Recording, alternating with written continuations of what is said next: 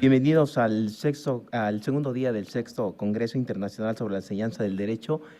Este día tenemos el honor de presentar al doctor Jorge Dittger Velázquez, un reconocidísimo y faro de nosotros que somos potenciales investigadores.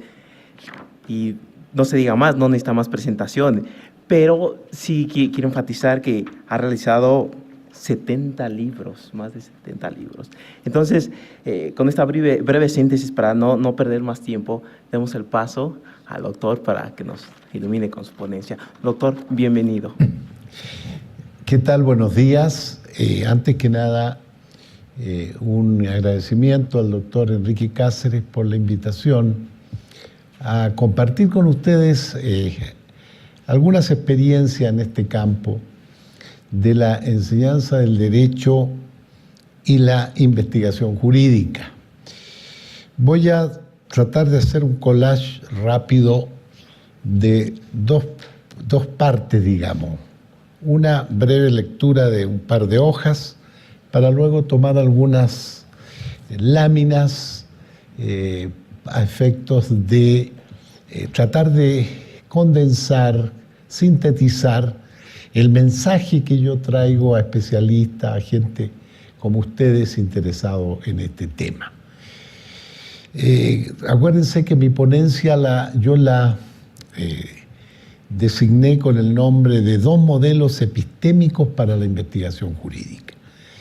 Brevemente, para situar estos 2 modelos necesitamos plantear el problema de la enseñanza del derecho, porque están en íntima relación. No se puede hablar de la investigación jurídica sin abocarnos a ver si las condiciones para esta actividad creadora de conocimiento como es la investigación se da en un campo fértil que pudiera ser la enseñanza del derecho. Decimos lo siguiente: para entender el planteamiento que abordamos en esta ponencia, es fundamental referirse al problema siempre constante de la enseñanza del derecho. Nosotros, en décadas pasadas, afirmamos que el programa y modernización de la enseñanza jurídica no podía descansar solo en la estrategia didáctica, es decir, el cómo enseñar o cómo incidir en el aprendizaje del derecho por nuestros estudiantes sin pronunciarse o resolver el qué enseñar. Y fíjense que no les voy a mencionar el año, pero este libro, escrito en la década de los 70, 80, ¿sí?, ya planteaba una cuestión que hoy día, lo que yo he estado leyendo contemporáneamente sobre el tema de la enseñanza del derecho, da la impresión que no ha habido cambios, lamentablemente. Continuamos. Se trata, en consecuencia, de observar al derecho como un fenómeno jurídico inscrito en el universo de las ciencias sociales, humanas, culturales o espirituales, que más allá de su naturaleza conceptual y normativa, es al mismo tiempo un instrumento regulador de relaciones sociales y que la transformación y el cambio son los senderos más firmes para el avance de la sociedad y sus instituciones de encuadre. El derecho, como alguien dijo, es vida humana objetivada y como tal se nutre de sus complejidades y conflictos. Por ello, con una mirada innovadora que conjugue texto y contexto, tanto en la docencia como en la investigación, la enseñanza del derecho superará la visión de normas congeladas, estáticas, autosuficientes, con que se enseña el derecho en Latinoamérica, privilegiando muchas veces la memoria, repeticiones, manuales, lejos de toda crítica y problematización al respecto. En síntesis, Se trata de problematizar los contenidos jurídicos incorporando a las leyes normas, valores, actitudes, datos y elementos del entorno donde el derecho opera. Aceptado en principio la ecuación texto y contexto que conforman el fenómeno jurídico, es pertinente situar hoy a nuestra disciplina como una práctica social que en Latinoamérica y el mundo están siendo impactadas por el proceso globalizador con efectos en diversos planos. En efecto, los esquemas analíticos normativistas del derecho se fijan en tres premisas tradicionales que hoy se ven erosionadas por el proceso globalizador. Estas premisas: un derecho referido a un estado determinado, ¿sí? Un derecho territorial nacional de ese estado, y tres, o C, técnicas intelectuales basadas en razonamientos deductivos referidos a la lógica deductiva y al silogismo.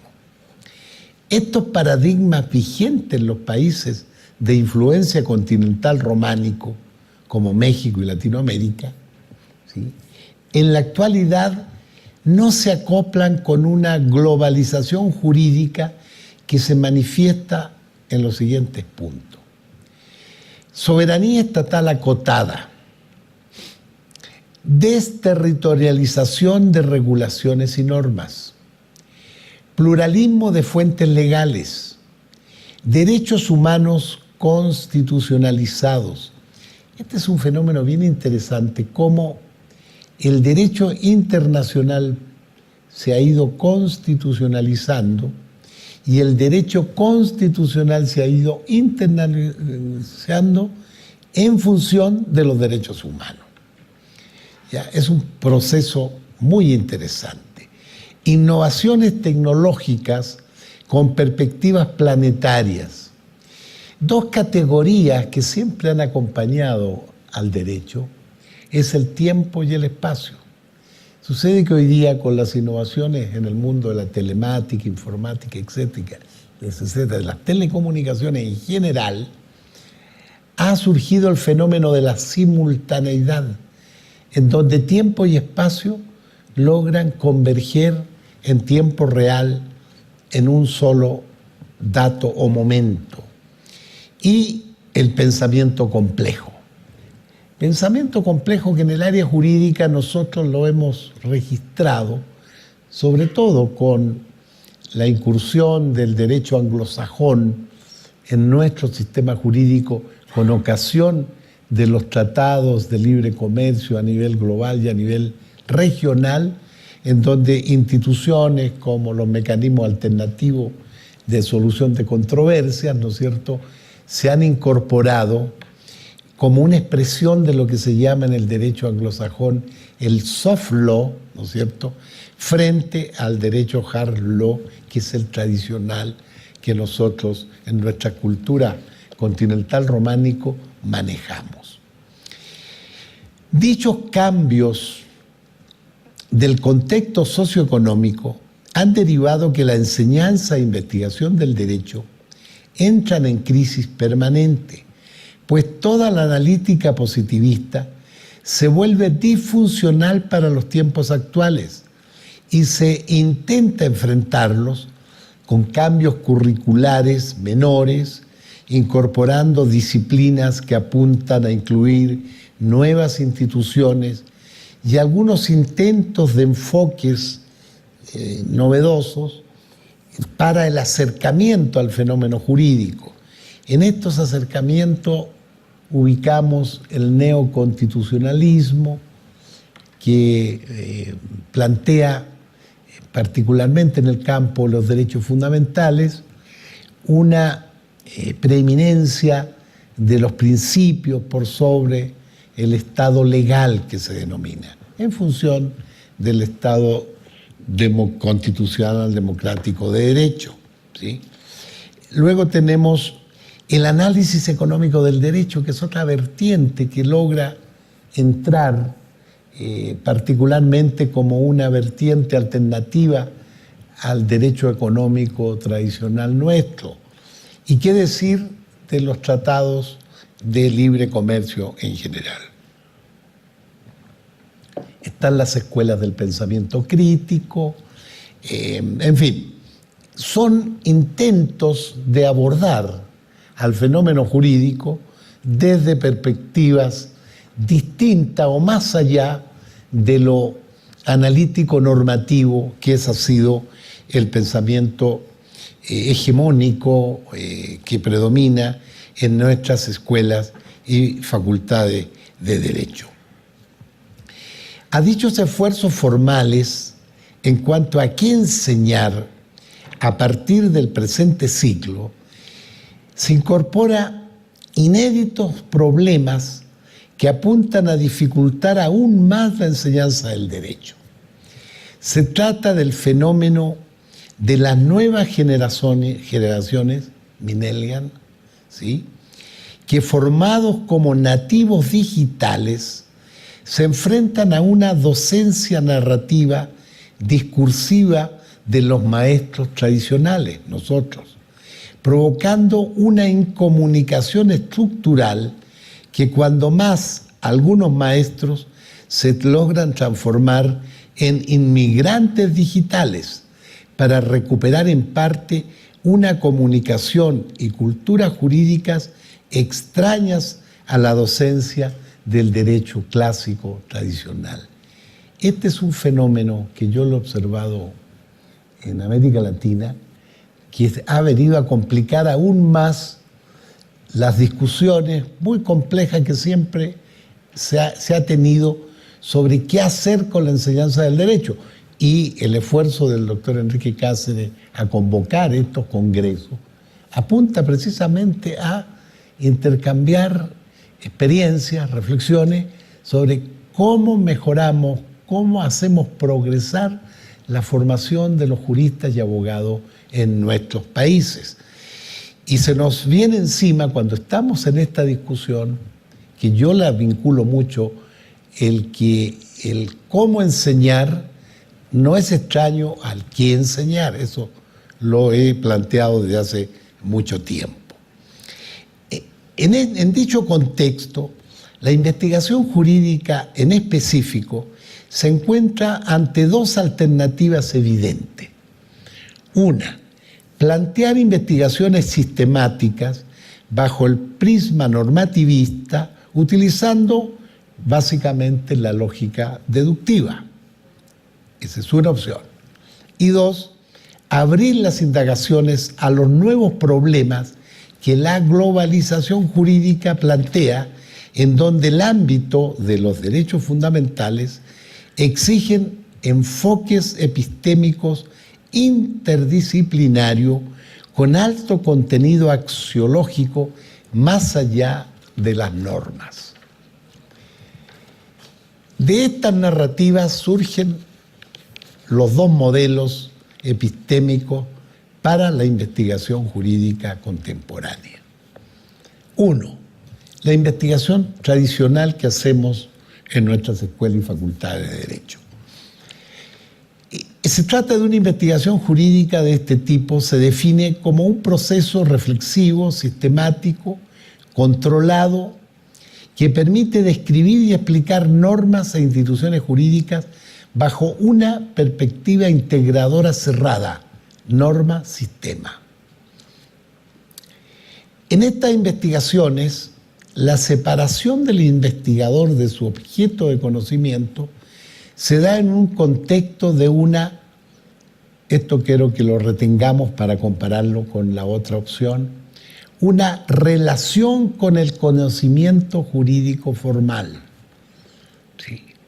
El conocimiento normativo ahí está, y nosotros en estas investigaciones las describimos, las explicamos, pero en una separación tajante entre el investigador y el objeto de conocimiento normativo casi por exclusión al recto. Un modelo en que el investigador es observador distante de las normas e instituciones jurídicas vigentes, como fenómenos dados, cristalizados, objetivos, con los cuales asume el investigador una relación con dicho conocimiento. ¿Sí? El derecho se asimila a la ley y aquí la separación entre el sujeto y el objeto de conocimiento es nítida y evidente. En estas investigaciones, en su desarrollo, es dable encontrar 3 etapas o fases o momentos que brevemente pasaría yo a resumir, porque lo que más me interesa es plantearles a ustedes el otro modelo epistémico que a nosotros nos ha parecido importante, por lo menos novedoso, por la incursión tan horizontal en todas las ramas de nuestro derecho interno mexicano, que tiene que ver con los derechos humanos. ¿Esto funciona o no funciona esto? Si les interesa la lámina, con autorización del doctor Cáceres, se la puedo dejar. No funciona esto.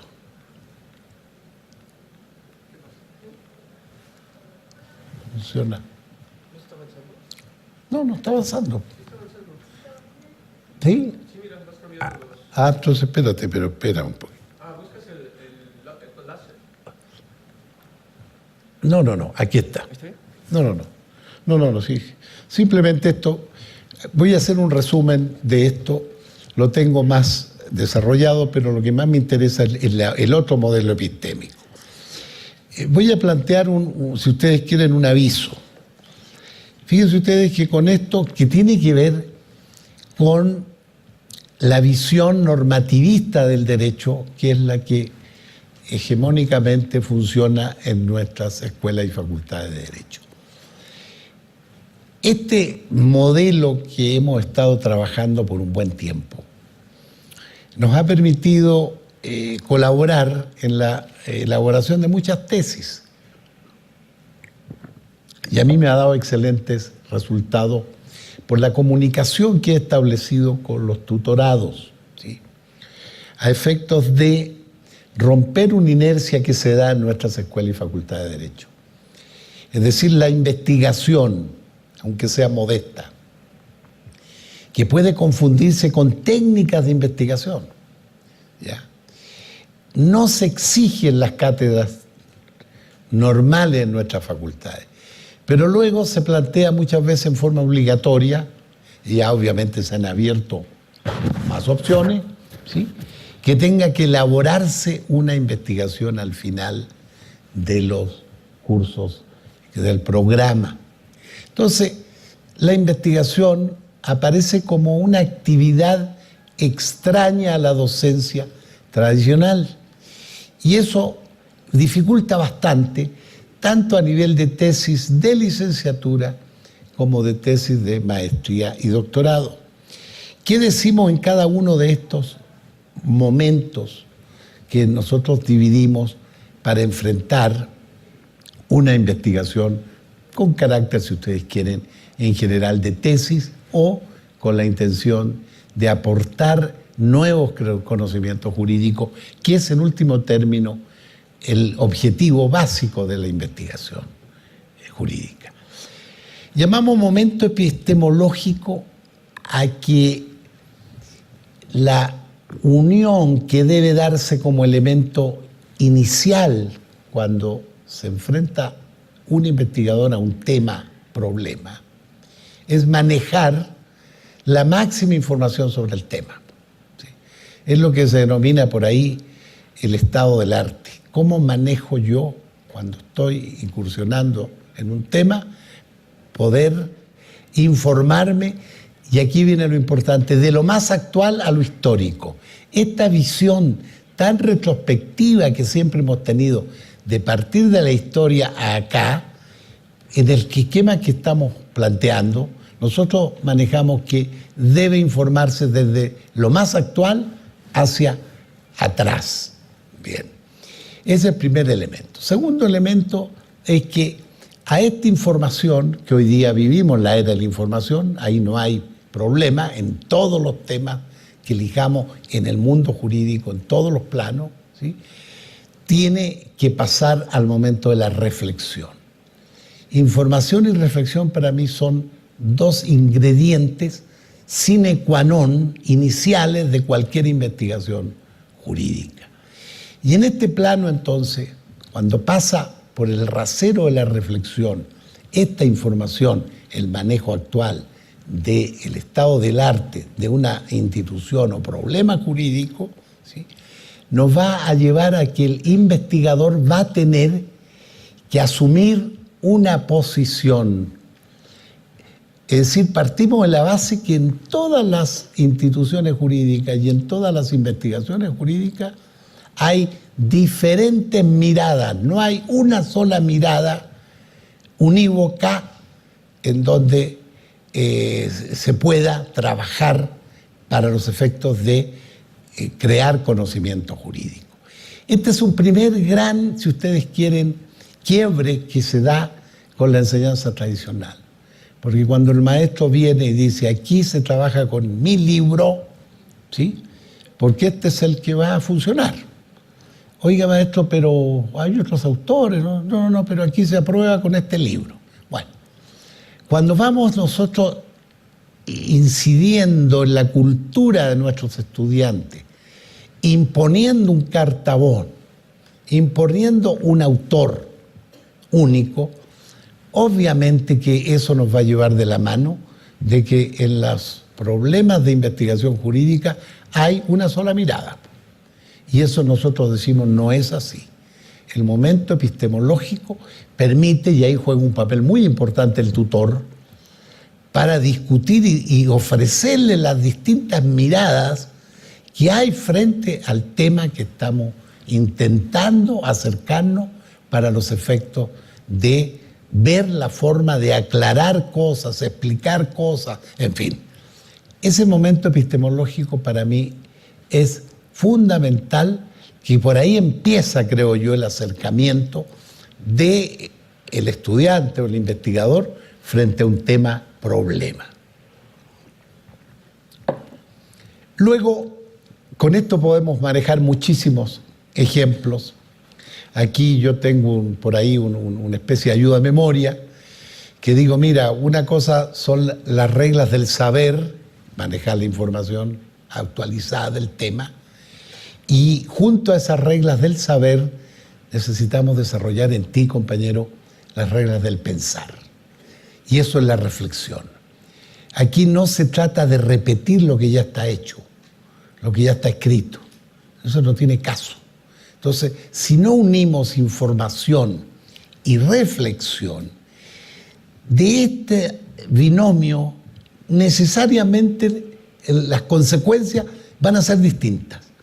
No digo así tan generosamente, va a surgir un conocimiento nuevo, pero va a haber miradas distintas, temas que van a abrir una perspectiva que a lo mejor no están en los manuales, no están en los textos, ¿sí? Para mí, por eso, este momento epistemológico es fundamental para iniciar un paso de una investigación. Y luego viene el problema metodológico. Bueno, sobre el método ustedes saben muchísimo, no voy a implicarle. ¿Cómo elijo el camino para, desde que resuelvo el ángulo de mira con que yo voy a desarrollar este tema, con la información respectiva que ya me junté, reuní, leí, manejé, ahora la información está en todas partes, no hay en ese sentido limitantes respecto a eso?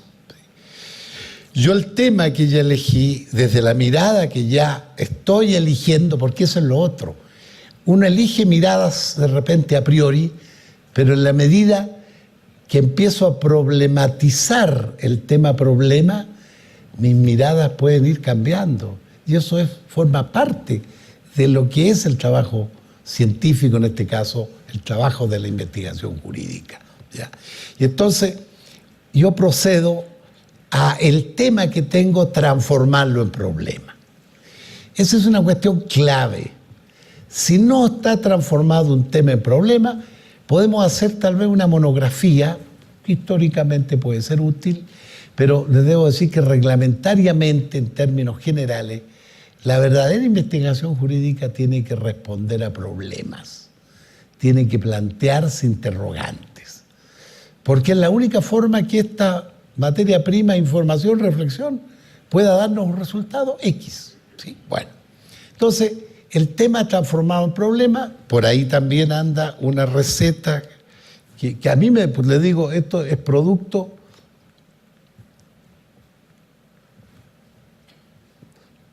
bueno, estos son... No tengo tiempo, lamentablemente, para explicar esto. Bueno, pero por aquí quiero llegar al momento metodológico. Esta es una definición de método, pero lo que quiero plantearles es los métodos que son propios nuestros, deductivo, inductivo, el derecho comparado, el método comparativo, el hermenéutico. Para los derechos humanos, la hermenéutica analítica pero analógica es una herramienta clave para poder trabajar en el segundo. Ahí estaba diciendo yo las reglas del saber, las reglas del pensar, pero aquí está la receta que les decía yo, transformar el tema en problema. ¿Sí? Esta experiencia es extraordinariamente importante. Acuérdense que estamos en el escenario de las investigaciones normativas, dogmáticas, que son las que más utilizamos en nuestras escuelas y facultades de Derecho. En este campo estamos. Bien, les decía que esto de transformar el tema en problema, en algunos cursos que me ha tocado dar, nosotros trabajamos 2 semanas con las clases semanales que uno tiene a nivel de posgrado, fundamentalmente es, a ver, compañero, el tema transformado en problema. ¿Cuántas preguntas logró usted hacerle a su tema problema? Y es una discusión bien interesante porque obviamente cada quien está trabajando con un tema problema y hay una regla básica. Si uno domina bien el tema, las preguntas van a saltar por todos lados. Si uno está débil en la información, en el manejo del arte del tema problema, puede que sirva esta receta. Ya. ¿Esto a dónde nos lleva? A que cada compañero ha logrado hacer, ¿qué les gusta? 5 o 8 preguntas a su tema problema. ¿Sí? Pero ahora hay que proceder, fíjense ustedes, a ordenar esto, porque algunos, la gente se va entusiasmando, ¿sí? Y dice, no, es que todas las preguntas son buenas. No, pues ahí es donde viene ya el problema de ir ordenando estas preguntas en torno a lo que se busca. Ahí nos va a servir la mirada, de qué mirada estamos trabajando. ¿Sí? Y entonces, una vez que tenemos 5, 8, 10 preguntas, y fíjense ustedes, traigo a colación porque me ha tocado dar, como al maestro Cáceres y a muchos de nosotros, clases con jueces, magistrados, y yo creía que iba a ser un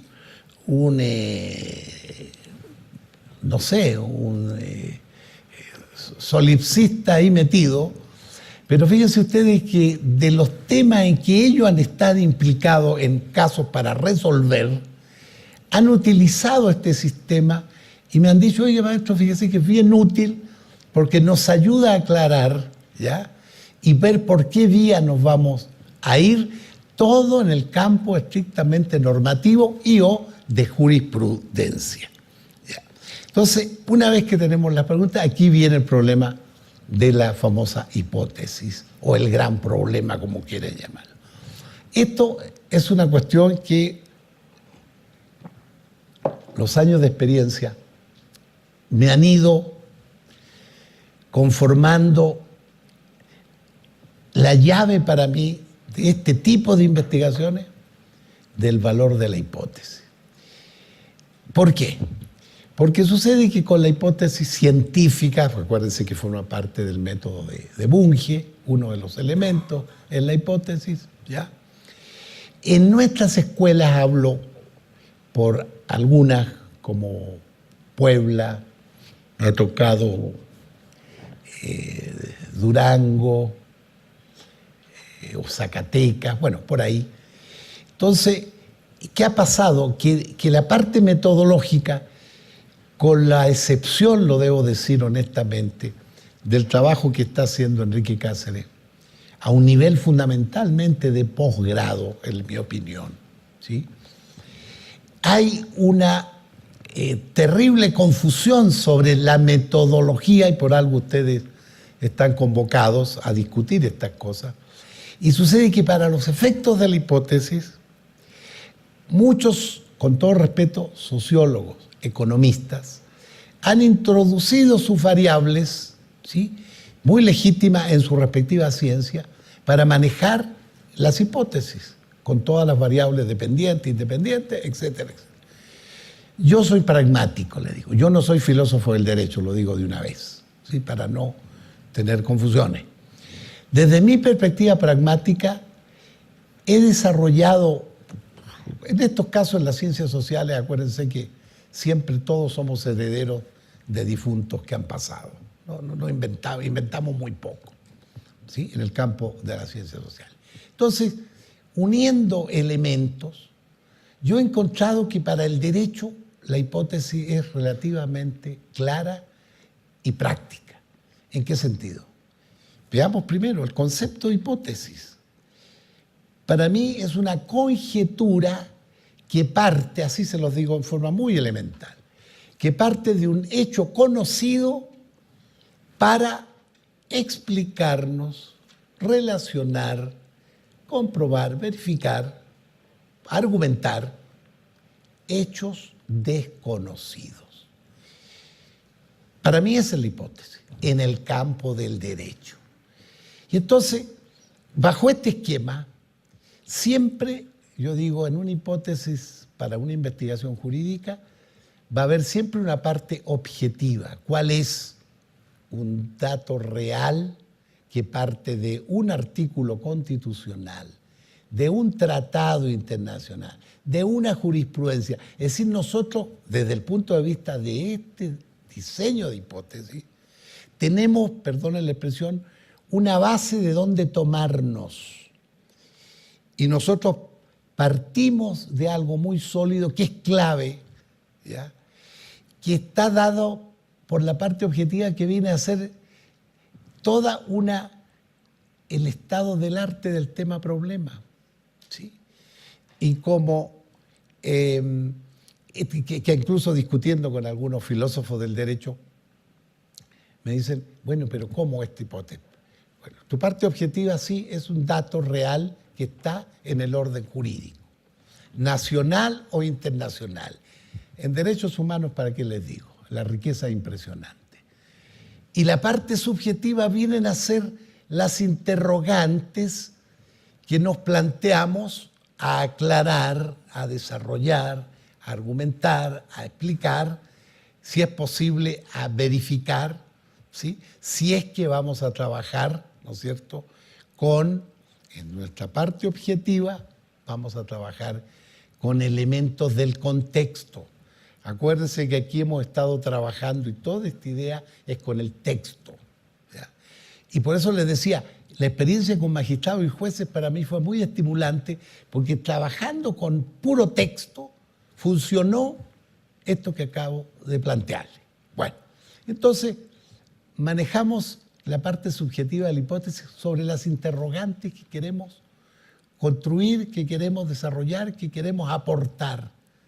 Y aquí siempre yo digo, la parte fundamental es tu parte objetiva, porque partes de lo que ya existe y que está aprobado, y que es un artículo del tratado, es una jurisprudencia de la Corte Interamericana, es un dato que tú no lo fabricaste, tú lo identificaste. La parte tuya es tu parte subjetiva, que van a ser las interrogantes que tú vas a plantear. Y de ahí, señores, nos vamos directo al proyecto de capitulado que surge de esta hipótesis así estructurada, muy pragmáticamente, ¿ya? Y entonces dejamos en paz a los maestros que nos dicen, oye, ¿y dónde están los antecedentes de esto? El primer capítulo va a ser la parte objetiva, que voy a reunir todos los antecedentes del tema problema. Mi parte de aporte regular, amplio, en fin, en el nivel de textos, va a estar en la parte subjetiva y va a estar desarrollándose en los respectivos capítulos, ¿no es cierto?, planteados ahí abajo. Es largo explicarlo porque va a determinar muchas cosas, ¿sí? Es decir, no me puedo extender, pero aquí hay una riqueza para estructurar nuestra parte objetiva. ¿Puede ahí incorporar elementos de contexto? Sí. Sí. En fin, pero no me voy a detener porque quiero explicar el segundo, que es lo más importante para mí como aporte o como reflexión original. Una vez que tenemos ya el proyecto de capitulado, decimos con qué técnicas vamos a llenar estos capítulos. ¿Sí? Van a ser, si estamos trabajando con investigaciones simplemente de textos, normativas, ¿sí? Vamos a trabajar con técnicas de investigación documental. Punto. Ese es el primer modelo, que es un modelo para ustedes nada nuevo, porque es lo que hemos estado haciendo o intentando hacer.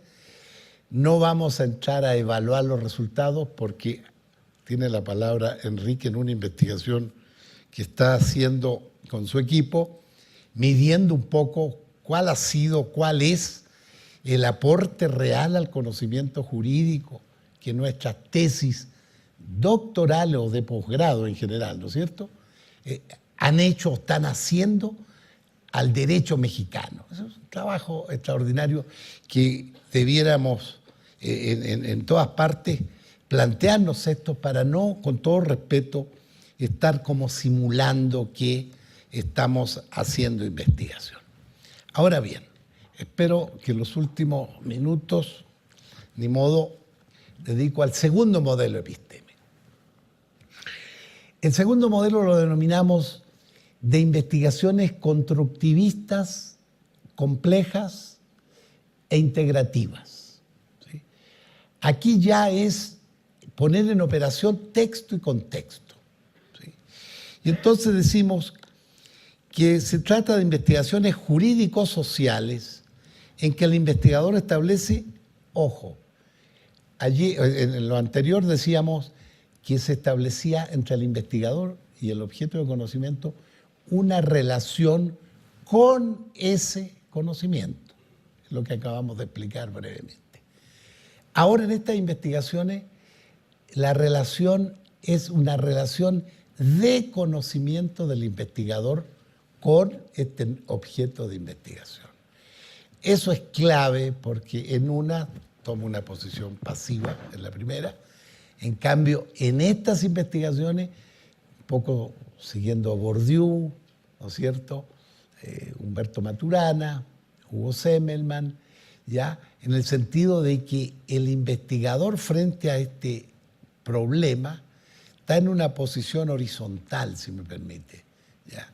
Y decimos, el sujeto construye el objeto de conocimiento en un contexto de subjetividad posible a partir de elementos cognitivos y empíricos, texto y contexto, organizados por el investigador, de la que emergen las teorías de tal forma que teoría y realidad se perciben como codependientes articulados.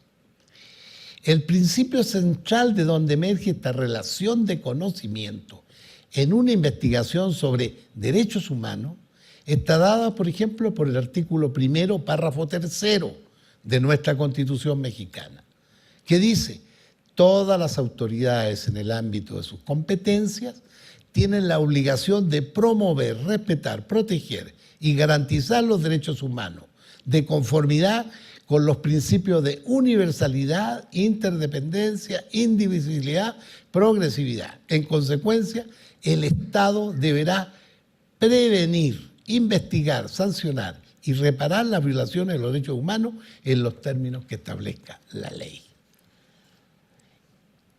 En efecto, los derechos humanos como objeto de conocimiento plantean a las investigaciones, a este tipo de investigaciones, un nuevo paradigma que se aleja del paradigma dominante en el derecho mexicano, de percibir al derecho solo desde la vertiente formalista dogmática y por tanto abre una transición de aspectos cualitativos importantes.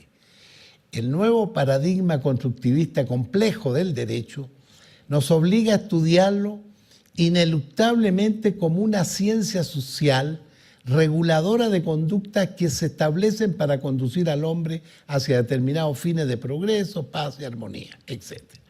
Bajo esta perspectiva es necesario destacar que los derechos humanos están inmersos en un contexto socioeconómico determinado y por lo tanto incluido bajo la idea de realidad social. Para abordar dicha realidad social, el paradigma constructivista complejo nos plantea presupuestos o categorías instrumentales que coadyuvarán a su comprensión. Un elemento inicial de perfil metodológico es la categoría de totalidad. Y esto se explica muy bien cuando se analizan los derechos humanos. El derecho al agua, el derecho a la vivienda, el derecho que ustedes elijan como materia de una investigación, texto con texto, obviamente, cómo se está viviendo en la práctica, ¿ya? Nos va a plantear que el derecho a la vivienda, es decir, no lo puedo separar yo del presupuesto de gasto social, el papel de la banca, cómo está el crédito y cómo están los salarios, hay empleo para todos. Es decir, el concepto de totalidad es una categoría que nos tiene que servir en todo momento para poder, ¿sí?, estudiar, investigar en serio a los derechos humanos, ¿sí? Este es el primer elemento que lo consideramos fundamental. Como me estoy alargando, voy a ir resumiendo, ¿ya? Paralelo, dicha articulación de procesos, porque dentro del concepto de totalidad hay que ver los procesos que lo van confirmando, debe tomar en cuenta en las cambiantes situaciones, momentos que van de lo dado, generalmente expresado en los textos jurídicos, con lo dándose, que implican las circunstancias dinámicas de todo lo social. En síntesis, la categoría totalidad implica aprehender y registrar lo estático, norma escrita, con lo dinámico, mundo social histórico. En esta vertiente, las investigaciones empíricas, la investigación-acción, son herramientas útiles al modelo, ¿sí? Bien, el pensamiento constructivo ahora, constructivista, porque esto, acuérdense que partíamos de ver cómo abordamos la realidad social con estas categorías. Ahora veamos al fenómeno jurídico dentro de este concepto. Son solamente los últimos minutos. Como hemos señalado al inicio, el derecho no es ajeno a la realidad sociohistórica que antes rápidamente vimos, cambiante, indeterminada y compleja. Por ello que los elementos planteados precedentemente se vinculan al mundo del derecho y sus investigaciones a través de los siguientes conceptos o categorías, ¿ya? En el derecho están, decimos aquí, el concepto de significantes y significado. En este orden de ideas es posible ver al derecho como disciplina indeterminada, en parte significante en el sentido de ser un campo semántico abierto a la libre interpretación y argumentación principalista, que tiene que ver mucho con una experiencia que comenzamos a vivir en México y que lamentablemente ya se dio una especie de freno de mano a la argumentación principalista, ¿no es cierto? Bueno, pero se abrió un camino interesante, ¿ya? Decimos en donde lo dándose puede, como contexto, servir para ello, pero también el derecho puede ser visto como significado en el sentido de un campo cerrado, la jurisprudencia repetitiva. Lo dado, el texto. Lo dándose es lo que está pasando en la actualidad con una norma jurídica. Se me olvida siempre el nombre de un profesor que trabajó con Niklas Luhmann, que él planteaba claramente lo dado y lo dándose, pero en el campo del derecho, diciendo, mire, lo dado es el diario oficial en que se publica lo que el legislador resolvió, ¿no es cierto? Sí, correcto. Y lo dándose es cuando ya el aplicador se encuentra 10 años después de lo que dijo el legislador, con hechos concretos en donde toda la temperatura, si ustedes quieren, que orilló al legislador hace 10 años a expedir esa norma, hoy día cambió. Y esto viene a ser lo dándose. Entonces, ¿cómo puede, ¿sí? Si nos quedamos anclados en lo que dijo el legislador, obviamente vamos a aplicar la ley, pase lo que pase, y no vamos a administrar justicia en el caso ya de un aplicador del derecho, ¿sí? Entonces, hay significados que es con lo que trabajamos normalmente, pero hay significantes.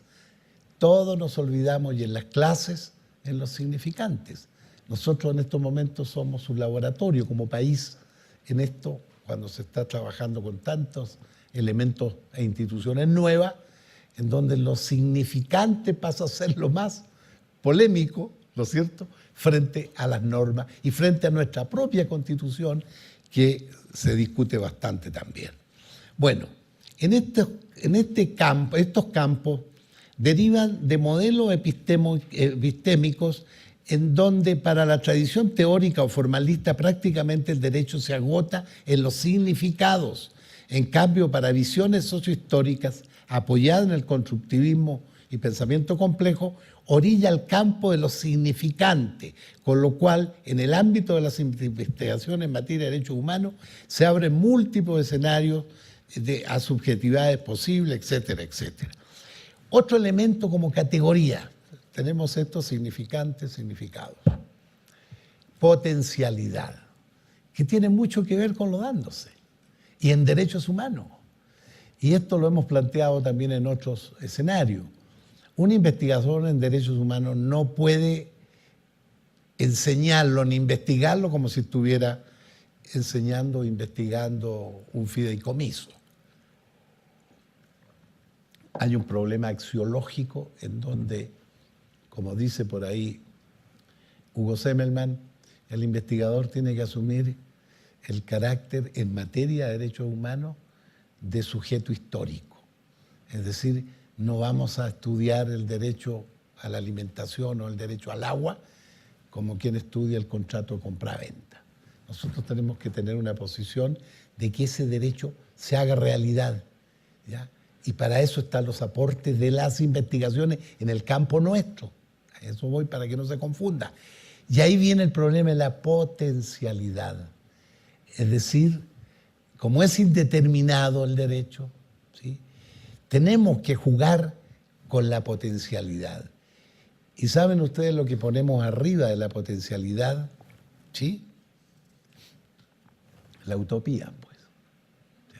Que en materia de derechos humanos lo manejaríamos como la utopía, como una, decimos, alternativa necesaria, como una meta posible.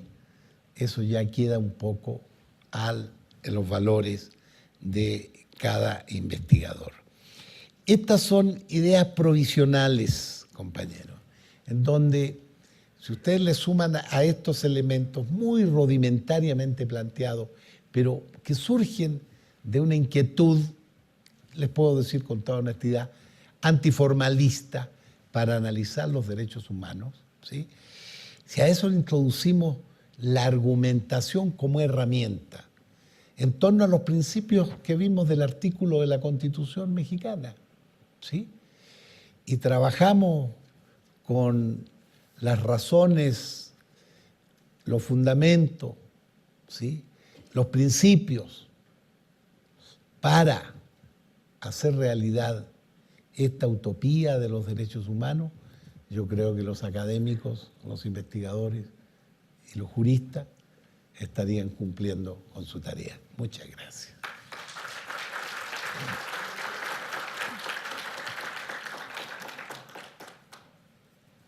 ¿Ok?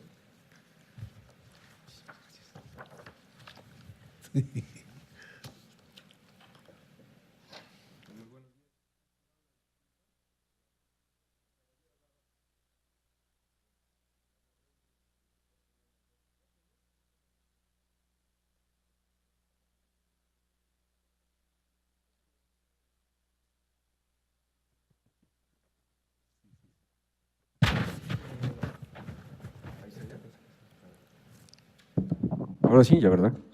Bien, buenos días. Antes que nada, una disculpa. Ayer hablaba de que ni el director del instituto ni el coordinador de posgrado tenía el don de la ubicuidad. Bueno, pues yo tampoco. Para tener el don de la ubicuidad virtual, pues a veces tenemos problemas con la ubicuidad que no tenemos. Tenía que estar filmando un video para un congreso en la Universidad de Loja. Entonces se retrasó un poco más por cuestiones técnicas. Una disculpa primero que nada al doctor Jorge Vidker, que me da muchísimo gusto que haya aceptado estar con nosotros en esta cátedra magistral, por una razón muy simple. En algún sentido, pues todos los que estamos aquí presentes interesados por metodología y por enseñanza del derecho, somos como, pues no diría ya solamente hijos, nietos, algunos bisnietos. Gracias.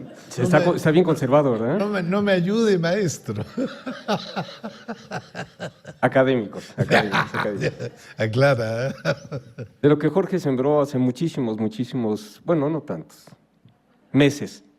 Por favor, arréglalo. En realidad, cuando nadie estaba preocupado por estos temas, particularmente en América Latina, Jorge, le hablo Jorge, pues somos amigos de hace muchos años. Jorge Vidker fue el primero que se interesó por temas sobre la enseñanza del derecho y por metodología de la investigación jurídica, de tal suerte que estoy viendo algunos rostros que dicen, ay, no sabía que yo venía de ese árbol genealógico. Pues sí, todos los que estamos aquí venimos de ahí. Muchas gracias, Jorge, por tu excelente conferencia. Creo que ha tocado temas muy interesantes. Él sabe que compartimos esta idea del constructivismo. De hecho, la teoría que yo genero es constructivismo jurídico complejo y manejamos básicamente este problema que se ha estado presentando de manera transversal en nuestras distintas pláticas de la sesión de ayer, vinculado con la interdisciplinariedad del derecho y cómo conectar el derecho con las dinámicas sociales y hacer investigación de carácter empírico. Y quiero subrayar esto, sin perder la identidad epistémica del derecho. Ese es uno de los retos más grandes que tenemos en este momento, no dejarnos avasallar e invadir por las metodologías, y ayer se hablaba perspectivas externalistas e internalistas, y no dejar que de repente las hordas externalistas diluyan la identidad epistémica de la investigación jurídica. Pues no me queda nada más que pedirle un aplauso muy fuerte para nuestro querido maestro.